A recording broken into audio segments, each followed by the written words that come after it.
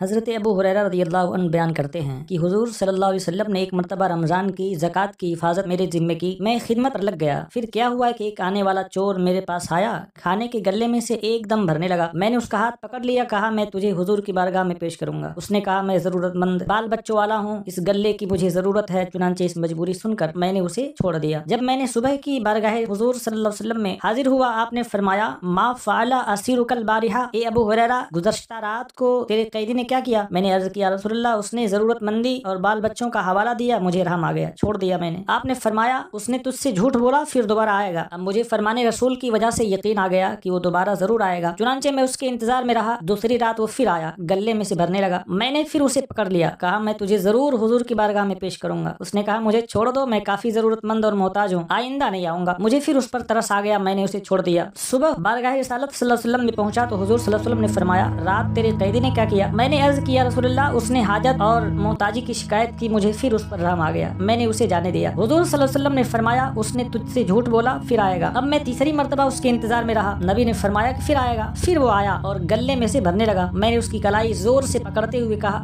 آج تو میں تجھے یقیناً بارگاہ نبوی میں پیش کروں گا, تو ڈھیٹ ہوتا جا رہا ہے. یہ تیسری مرتبہ ہو چکا ہے, اب تو ہر مرتبہ یہی کہتا میں نہیں آؤں گا, پھر چلا آتا ہے. اس نے کہا مجھے چھوڑ دو, میں تجھے چند ایسے کلمات سکھا دیتا ہوں جن سے تمہیں اللہ تعالیٰ کافی فائدہ پہنچائے گا. میں نے پوچھا وہ کلمات کیا ہیں؟ وہ کہنے لگا جب تم اپنے بستر پر سونے کے لیے جانے لگو تو آیت الکرسی پڑھ لیا کرو, اس کی وجہ سے صبح تک اللہ تعالیٰ کی طرف سے تم پر ایک نگران مقرر رہے گا, وہ شیطان تمہارے قریب بھی بھٹکنے نہ پائے گا. چنانچہ میں نے اسے پھر چھوڑ دیا اور حضور صلی اللہ علیہ وسلم کی بارگاہ میں صبح حاضر ہو کر سارا واقعہ کہہ سنایا. آپ نے فرمایا وہ کلمات کون سے ہیں؟ میں نے عرض کی. اس نے مجھے بتایا کہ جب تم اپنے بستر پر سونے کے لیے جاؤ آیت الکرسی پڑھ لیا کرو. نیز اس نے یہ بھی بتایا کہ اس کی برکت سے صبح تک اللہ تعالیٰ کی طرف سے تم پر ایک نگران مقرر رہے گا اور شیطان تمہارے قریب بھی نہ آنے پائے گا. یہ سن کر حضور صلی اللہ علیہ وسلم نے فرمایا اے ابو ہریرہ, اس نے بات تو سچی کہی مگر فی نفسہ ہی وہ ہے بڑا جھوٹا. نیز کیا تمہیں معلوم ہے یہ 3 راتوں سے تمہارے پاس آنے والا شخص کون تھا؟ میں نے عرض کی نہیں. تو آپ نے فرمایا وہ شیطان ابلیس تھا. اس سے پتہ چلا کہ سوتے وقت آیت الکرسی پڑھ لینا بھی فرشتوں کی آمد کا ذریعہ ہوتا ہے. یہ فرشتے رات بھر نگرانی کا فریضہ انجام دیتے ہیں اور ہر قسم کی آفت و بلا سے حفاظت کرتے ہیں. سب سے بڑھ کر یہ کہ ہمارا ازلی دشمن شیطان ہم تک کوئی راہ نہیں پاتا. گویا آیت الکرسی آپ کے ارد گرد حفاظت کا ایک حصار کھینچ دیتی ہے.